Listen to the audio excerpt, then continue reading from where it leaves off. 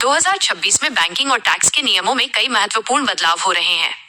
RBI और income tax विभाग ने ट्रांजैक्शन को सुरक्षित बनाने और पारदर्शिता बढ़ाने के लिए नए दिशा निर्देश जारी किए हैं। यहाँ बचत खातों, सेविंग्स अकाउंट, यूपीआई और इनकम टैक्स से जुड़े प्रमुख बदलावों की जानकारी दी गई है। 1. सेविंग्स अकाउंट, बचत खातों के लिए नए नियम।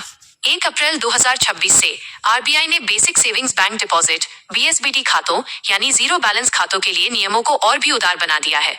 पूरी तरह फ्री डिजिटल सेवाएं।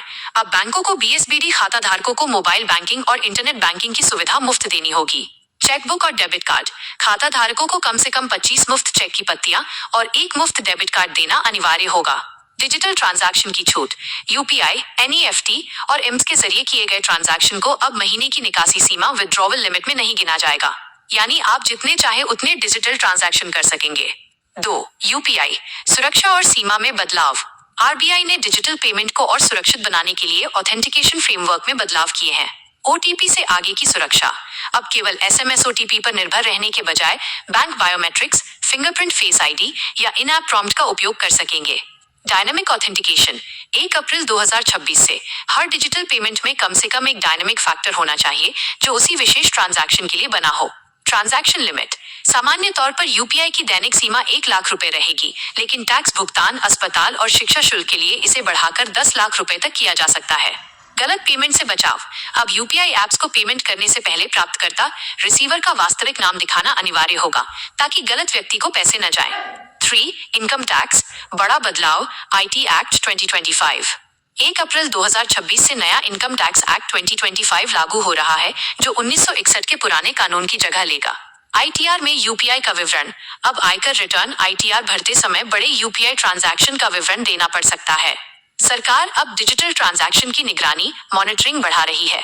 छूट की सीमा, नई टैक्स व्यवस्था, न्यू टैक्स रिजीम के तहत 12 लाख रुपए तक की आय को प्रभावी रूप से टैक्स फ्री छूट के बाद करने का प्रावधान है। बचत पर टैक्स, बचत खाते और एफडी से मिलने वाला ब्याज अब सीधे बैंक द्वारा रिपोर्ट किया जाएगा, जिससे टैक्स गणना अधिक सटीक होगी।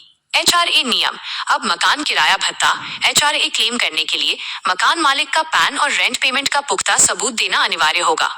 मुख्य बदलावों का सारांश।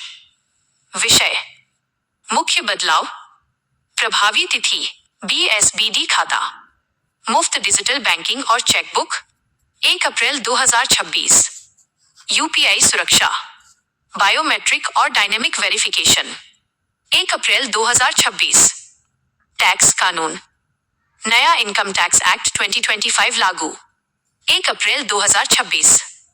यूपीआई लिमिट, टैक्स, शिक्षा, स्वास्थ्य के लिए 10 लाख रुपए तक लागू। जरूरी सलाह, यदि आपके पास एक से अधिक बैंक खाते हैं तो सुनिश्चित करें कि आपका मोबाइल नंबर और ईमेल अपडेटेड है, क्योंकि नए सुरक्षा नियमों के लिए सिम बाइंडिंग और ऐप वेरिफिकेशन अनिवार्य होगा।